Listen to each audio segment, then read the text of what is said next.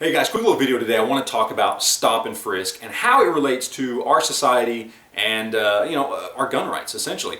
Now, for anybody that doesn't know what stop and frisk is, I'm sure most of you do, but if you don't, basically the city of New York put forth a policy a while back basically saying that police officers have the authority to stop and frisk people who they feel are a potential criminal or are more likely to commit a crime or be a criminal or have been in the middle of doing something or whatever it is. Statistically speaking, these people kind of fit the mold of the vast majority of people committing crime in that area. Now, when we talk about statistically speaking, basically what we're talking about here is in that area, in New York, the vast majority of people committing crimes are males between the ages of 18 and 30 who are black or Hispanic. So, you can imagine this has caused a lot of controversy since this policy was put in place by the city of New York.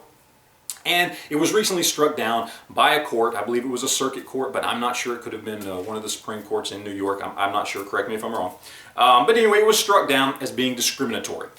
Now, they never said the words racist, but that's obviously what they were going for. And you can kind of see how some people would think that. Now, regardless of whether it was struck down or not, is it a good idea? Well, first off, basically what the police officers were doing with profiling. And I actually have no problems with profiling.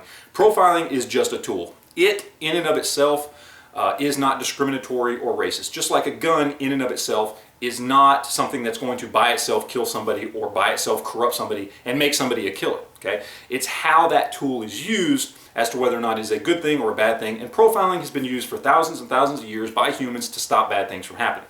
It in and itself, I have no problem with.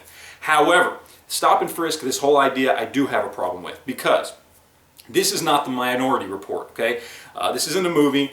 This isn't we don't have a pre-crime division that tries to, assume somebody is guilty and violate their personal space and their personal rights by frisking them and detaining them. This is not the world we are supposed to live in. I believe it is unconstitutional.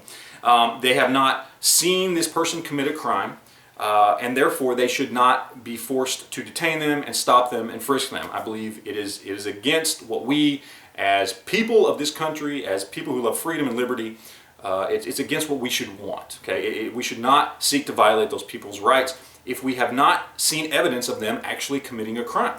Period.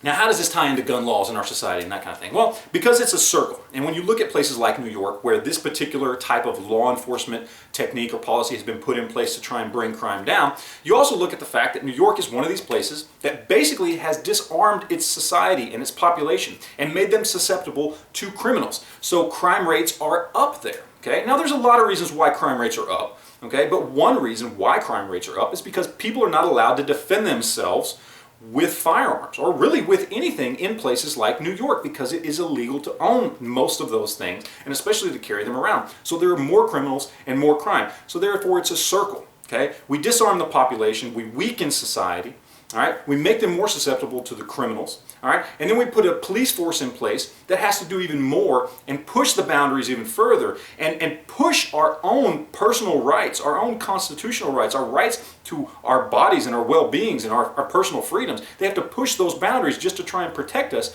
all because they're the ones that took away our right to protect ourselves in the first place. I think it's a vicious circle, and very much I am against stop and frisk, and I'm glad it's done.